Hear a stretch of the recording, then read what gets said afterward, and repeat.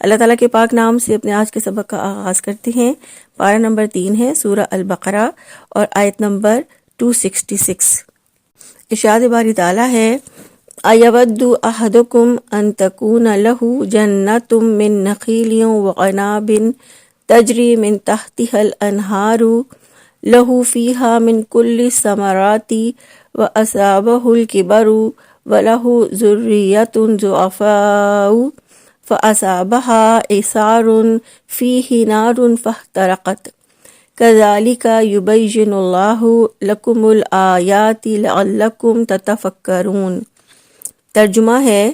کیا تم میں سے کوئی یہ پسند کرتا ہے کہ اس کے لیے کھجوروں اور انگوروں کا ایک باغ ہو جس کے نیچے سے نہریں بہتی ہوں، اس کے لیے اس میں ہر قسم کے پھل ہوں اور اس تک بڑھاپا آ پہنچے اور اس کے کمزور بچے ہوں، پھر اس کو ایسا بگولا آ پہنچے جس میں آگ بھی ہو تو وہ جل جائے۔ اسی طرح اللہ تعالیٰ تمہارے لیے کھول کر آیات بیان کرتا ہے تاکہ تم غور و فکر کرو۔ اللہ سبحانہ و تعالیٰ نے اس آیت مبارکہ میں ایک باغ کا ذکر کیا ہے، اور اہل عرب کے نزدیک یہ ایک آئیڈیل باغ کا نقشہ ہے جس میں کھجور کے درخت بھی ہیں، انگور کی بیلیں بھی ہیں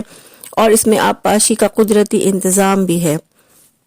اور اس کا مطلب ہے کہ کوئی انسان اپنی پوری جوانی، پوری قوت، پوری طاقت لگا کر ایسا ایک باغ تیار کرتا ہے جو کئی سالوں میں تیار ہوتا ہے، کہ جس میں کھجور اور انگوروں کی بیلیں ہیں، کھجوروں کے درخت ہیں جس کے نیچے نہریں بہتی ہیں، ہر قسم کے پھل ہیں، اور فرمایا کہ پھر اس تک بڑھاپا آ پہنچے اور اس کے بچے کمزور ہوں، اور پھر اس کو ایک بگولا آ پہنچے۔ فرمایا فَأَصَابَهَا إِعْصَارٌ فِیہِ نَارٌ فَاحْتَرَقَتْ، پھر اس کو ایک ایسا بگولا آ پہنچے جس میں آگ بھی ہو اور پھر وہ باغ جل جائے۔ وسار اس ہوا کو کہتے ہیں، تیز ہوا کو جو گول گھومتی ہے اور اوپر کو بلند ہوتی ہے، یعنی بگولا۔ اس بگولے میں آگ ہو جس کی وجہ سے یہ باغ جل جائے، یعنی یہ حادثہ شدید غم کا باعث ہو۔ اسی طرح جو شخص اللہ کی رضا کے لیے نیک عمل کرتا ہے تو اس کے اعمال اس کی کھیتی اور بیجوں کی حیثیت رکھتے ہیں، اور اس کے اعمال کے صلے میں اسے باغ مل جاتا ہے، اور نیکیوں کو ضائع کرنے والے اعمال اس بگولے کی طرح ہوتے ہیں جس میں آگ ہوتی ہے۔ حضرت عمر رضی اللہ تعالیٰ عنہ اس آیت مبارکہ کی تفسیر میں کہتے ہیں کہ یہ مثال ایک مالدار شخص کی مثال ہے جو اللہ تعالیٰ کی اطاعت میں نیک عمل کرتا رہتا ہے، پھر اللہ تعالیٰ شیطان کو اس پر غالب کر دیتا ہے اور وہ گناہوں میں مصروف ہو جاتا ہے اور اس کے اگلے نیک اعمال سب غارت ہو جاتے ہیں۔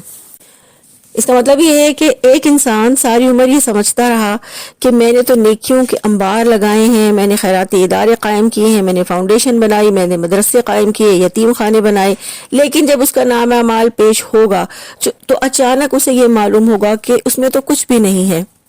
کیونکہ اس کے اعمال میں اخلاص ہی نہیں تھا، اس کی نیت میں کھوٹ تھا، اس میں ریاکاری تھی، لوگوں کو دکھانا مقصود تھا۔ اور گویا یہ ایک اس آگ کے بگولے کی طرح ہے کہ جو آیا اور جس نے پورے کھیت کو جلا کے راکھ کر دیا، یعنی اس ریاکاری نے اور لوگوں کے دکھاوے نے اس کے سارے نیک اعمال اکارت کر دیے، برباد کر دیے۔ اور پھر اس شخص کا حال اس آیت میں اس بوڑھے کی طرح کہ جو اب کسی لائق نہیں ہے، باغ اس کا جل کے خاک ہو گیا، اس کے بچے ابھی کم سن ہیں، وہ خود بوڑھا ہو چکا اور دوبارہ باغ نہیں لگا سکتا، اس شخص کی مہلت عمر بھی ختم ہو چکی اور اب اس کے پاس سوائے افسوس کرنے کے اور کوئی چارہ نہ ہوگا۔ پھر فرمایا کذالک یبین اللہ لکم الآیات لعلکم تتفکرون، اسی طرح اللہ تعالیٰ تمہارے لیے کھول کر آیات بیان کرتا ہے تاکہ تم غور و فکر کرو۔